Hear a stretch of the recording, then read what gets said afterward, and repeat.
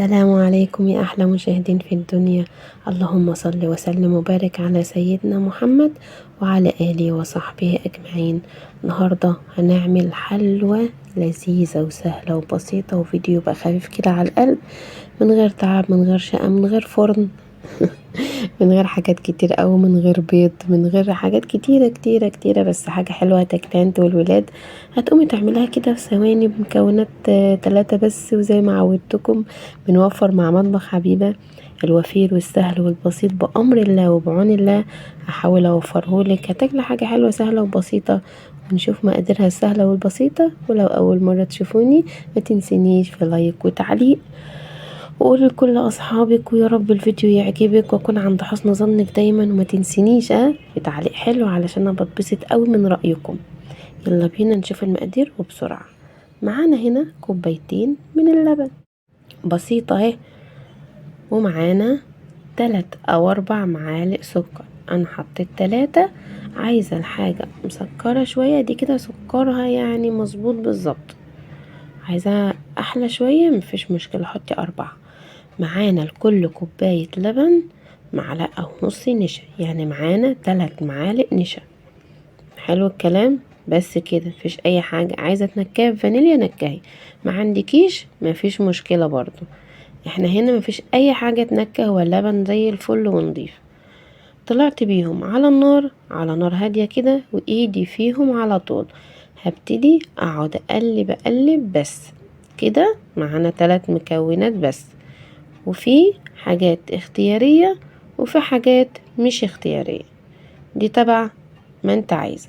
هنا جبت معلقة زبدة وحطيتها، اما ابتدى يلم معايا كده زي ما احنا عملنا الجزرية لو تفتكروها، حطينا معلقة زبدة للتنكيه مش اكتر، عشان ننكه بيها الوصفة. لو مش عايزاها خلاص استغنى عنها.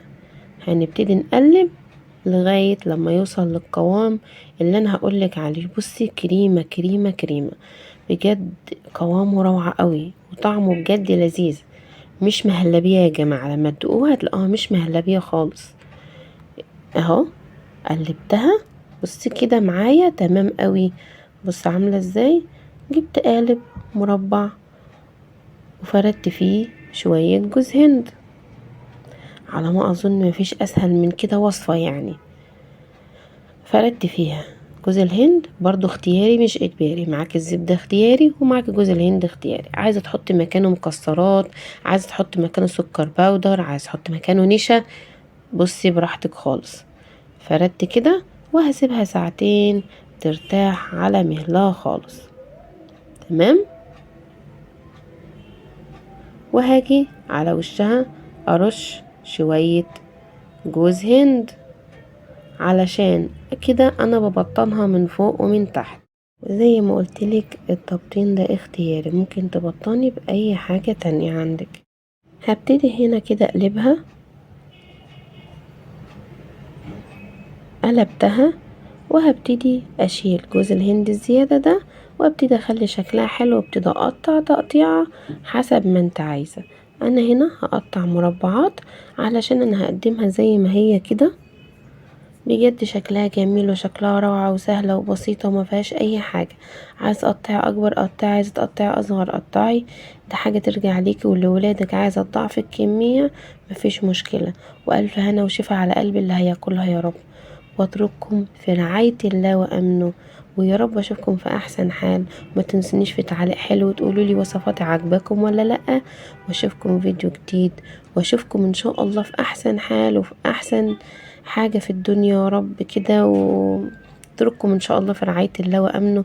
والسلام عليكم ورحمة الله وبركاته. باي باي.